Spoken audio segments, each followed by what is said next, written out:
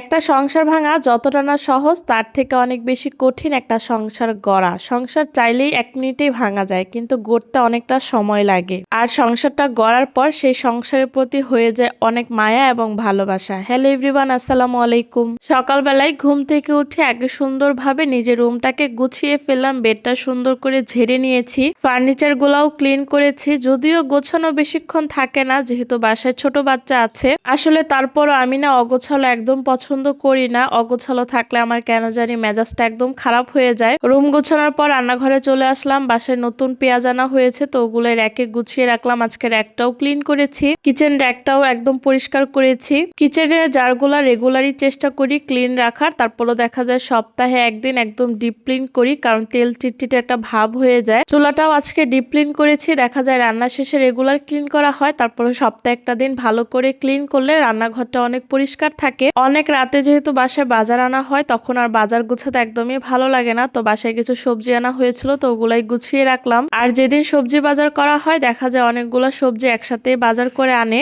সবগুলো সবজি ফ্রিজে এখন রেখে দিব। আজকে অনেকগুলো যেহেতু বাসায় সবজি আনা হয়েছে, তো সবজি রান্না করব। ফুলকপি, সিম, নতুন আলু দিয়ে ইলিশ মাছের ঝোল রান্না করব, সাথে করলা ভাজি করব। তো আমি সবগুলো যেগুলো রান্না করব সেই সবজিগুলো নিয়ে বারান্দায় চলে এসেছি। তো আগে আমার শ্বশুরকে নাস্তা দিয়ে দিব, সাথে আমিও নাস্তা করব। তো রুটি যেহেতু ফ্রোজেন করা ছিল, রুটিগুলা ভেজে নিলাম। তারপর ডিম ভাজি করেছিলাম। এর মধ্যে দেখলাম শাশুড়ি পিঠা পাঠিয়েছে, দুধ চিতই পিঠা। কালকে রাতে আমি ভাবতেছিলাম যে একবার নিজে বানিয়ে দেখব দুধ চিতই পিঠা বানাতে পারি কিনা। রাতে ভেবেছি, আর অমনি সকালবেলা শাশুড়ি পাঠিয়ে দিয়েছে, আমি জানতাম না। যাই হোক, দুধ চিতই পিঠাটা খেতে কিন্তু অনেক মজা হয়েছিল। করলা ভাজিটা বসিয়ে দিলাম। করলাতে আলু দেইনি, কারণ ডায়াবেটিসের রোগীদের আলু খেলে নাকি ডায়াবেটিসটা বেড়ে যায়। তো আমার শ্বশুরের জন্য আজকে করলা ভাজিটা করতেছি। সকালবেলা ঘুম থেকে উঠে মাছটা বের করে রেখেছিলাম। এখন হলুদের গুঁড়া, লবণ, তারপর মরিচের গুঁড়া দিয়ে ইলিশ মাছটা ভালো করে মেখে নিয়েছি। এখন ইলিশ মাছটা ভেজে নিব। ইলিশ মাছ দিয়ে যে কোনো রান্নাই কিন্তু খেতে অনেক বেশি ভালো লাগে, আর শীতকালীন সবজি দিয়ে ইলিশ মাছের ঝোল রান্না করলে আরো বেশি ভালো লাগে। এমনি তো ফুলকপি, সিম, নতুন আলু সবকিছুই আমার অনেক পছন্দের। এই তো মাছগুলো এপিট ওপিট করে হালকা করে ভেজে নিয়েছি। এদিকে আমার করলা ভাজিটাও হয়ে গেছে।